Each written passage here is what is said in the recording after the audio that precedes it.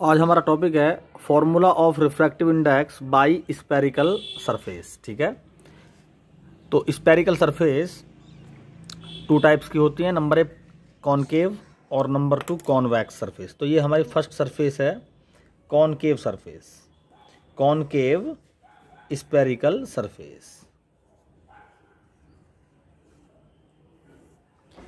Concave spherical surface में जो surface की शेप होती है वो कॉनकेव टाइप होती है।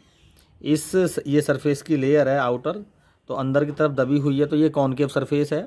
इसके इस रीजन में एयर है और इसके इस रीजन में कोई डेंसर मीडियम जैसे गिलास जिसकी ये सरफेस बनी हुई है। ठीक है, तो ये डेंसर मीडियम हो गया इस साइड और इधर एयर हो गई, ये रेयर मीडियम हो गया। इसको फर्स्ट मीडियम बोल दो और इसको सेकंड मीडियम बोल सकते हैं। ठीक है, तो हमें इस कॉनकेव सरफेस पर रिफ्रैक्टिव इंडेक्स के लिए फॉर्मूला ड्राइव करना है। रिफ्रैक्टिव इंडेक्स यानी एयर के रिलेटिव इस मीडियम का क्या रिफ्रैक्टिव इंडेक्स होगा। ठीक है, तो जैसे हमने इससे पहले ग्लास प्रिज्म के लिए रिफ्रैक्टिव इंडेक्स के लिए फॉर्मूला ड्राइव किया था, तो हमने सबसे पहले स्नेल लॉ की हमने हेल्प ली थी। तो इसमें भी हम स्नेल लॉ की सबसे पहले हेल्प लेंगे। ठीक है, तो सबसे पहले इसको समझने के लिए इसका रे डायग्राम ड्रॉ करते हैं और उसके बाद ज्योमेट्री की और स्नेल लॉ की हेल्प से हम एयर के रेस्पेक्ट में इस मीडियम का रिफ्रैक्टिव इंडेक्स के लिए फॉर्मूला ड्राइव करेंगे। तो ये कॉनकेव स्फेरिकल सरफेस है, तो इस सरफेस पर कहीं ना कहीं पॉइंट ऑब्जेक्ट बनाएंगे हम। तो मान लिया हमने ये ओ पॉइंट यहाँ पर ये कोई ऑब्जेक्ट पॉइंट ऑब्जेक्ट रखा है जिसकी शेप हमें देखने में ना एक पॉइंट की तरह लग रही है, तो इसको हम ओ से डिनोट कर सकते हैं। ठीक है, यह है पॉइंट ऑब्जेक्ट। तो ये पॉइंट ऑब्जेक्ट से इंसिडेंट रे इस स्फेरिकल सरफेस पे जाएंगी। तो हम ये देखो, ये सी और इस पॉइंट्स के बीच मिलाने वाली जो लाइन है ये इस पर परपेंडिकुलर है, इसको नॉर्मल कहेंगे। नॉर्मल सरफेस पर परपेंडिकुलर जाने वाली लाइन नॉर्मल होती है। तो अब सरफेस से सेंटर तक, सेंटर को मिलाने वाली लाइन्स क्या होती हैं, ये नॉर्मल्स होती हैं, यानी इस पॉइंट पर परपेंडिकुलर डायरेक्शन है इसकी।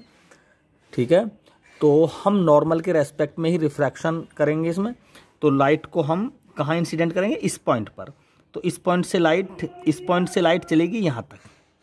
ठीक है, इस तरह से यहाँ से लाइट चली ऐसे, तो ये सीधी ना जाकर अपनी डायरेक्शन चेंज करेगी, यानी ये रिफ्रैक्ट हो जाएगी कुछ इस तरह से,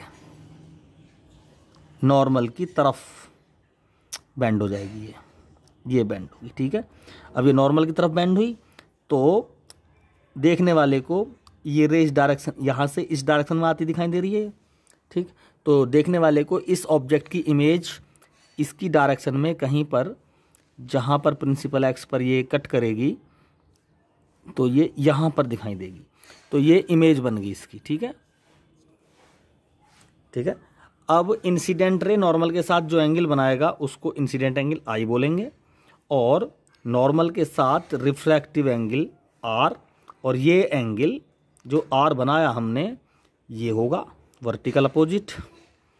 ठीक है, आई और आर की वैल्यू हमें मिल गई।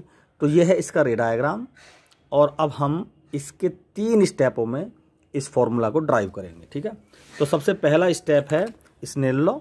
तो फर्स्ट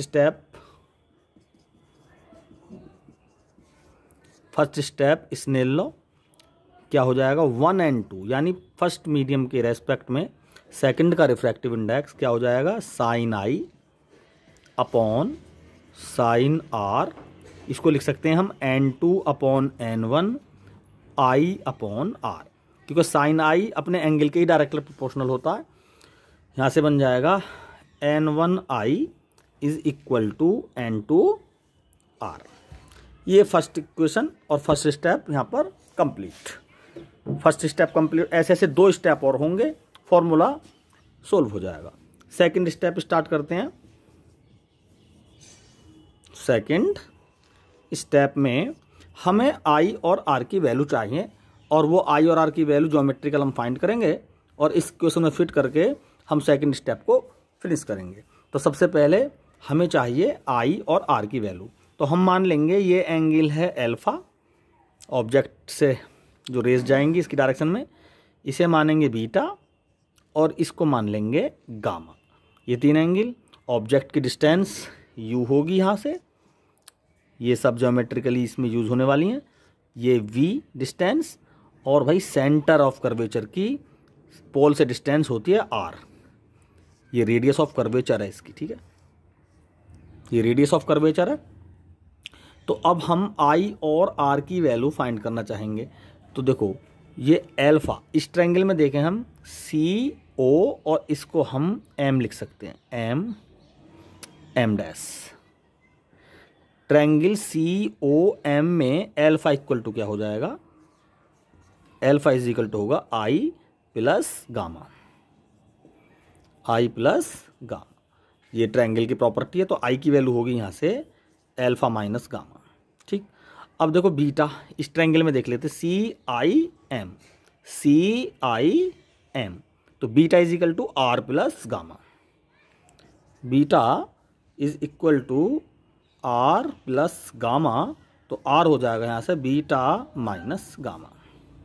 I और R की वैल्यू हमने फाइंड की और फर्स्ट में रख देंगे, तो क्या हो जाएगा N1 इंटू I यानी एल्फा माइनस गामा बराबर N2 इंटू R यानी बीटा माइनस गामा।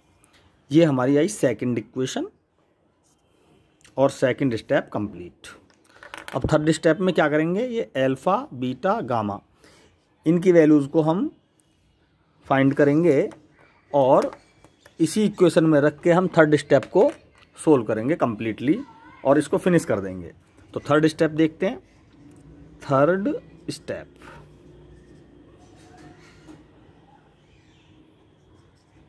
तो भाई एल्फा क्या हो जाएगा, देखो एल्फा क्या हो जाएगा H अपॉन U, ये डिस्टेंस यहाँ से लेके यहाँ तक की डिस्टेंस, इसको हम इग्नोर करेंगे।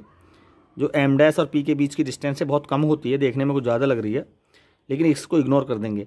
तो H upon U left hand पर है तो माइनस का हो जाएगा, तो एल्फा हो जाएगा यानी टेन एल्फा, इसको एल्फा लिख सकते हैं, और ये हो गया माइनस का H अपॉन U। इसी तरह से बीटा हो जाएगा H अपॉन V और गामा हो जाएगा H अपॉन R, नेगेटिव सभी। इन वैल्यूज़ को हम सेकंड इक्वेशन में रखेंगे, इस इक्वेशन में।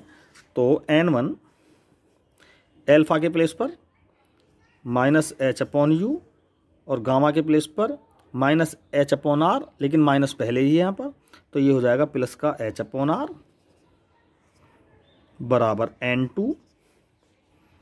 तो ये हो जाएगा बीटा के प्लेस पर माइनस का H अपॉन V और gamma minus H upon R, लेकिन गामा माइनस का पहले ही है यहाँ पर, तो प्लस हो जाएगा ये H upon R।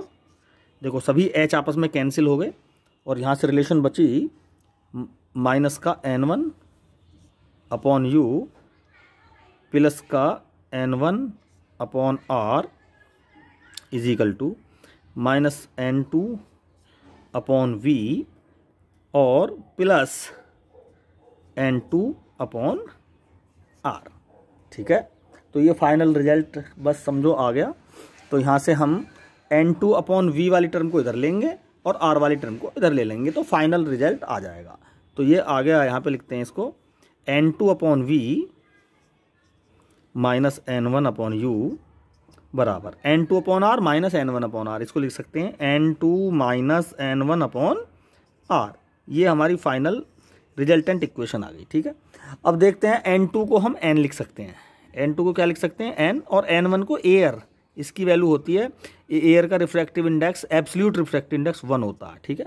Absolute means किसी ऐसे मीडियम के रेस्पेक्ट में, किसी ऐसे मीडियम के रिलेटिव वैल्यू जो पूरे यूनिवर्स में सेम होती है। तो वो स्पेस पूरे यूनिवर्स में सेम है, तो स्पेस के रेस्पेक्ट में जो भी रिफ्रैक्टिव इंडेक्स फाइंड किए जाते हैं वो सब एब्सोल्यूट वैल्यूज देते हैं। तो ये हो जाएगा N2 के प्लेस पे N लिख देंगे, फॉर्मूला बन गया N upon V minus 1 upon U is equal to N minus 1 upon R। ये हमारा formula spherical surface, concave type spherical surface के लिए रिफ्रैक्टिव इंडेक्स का फॉर्मूला बन गया, ठीक है। Thank you.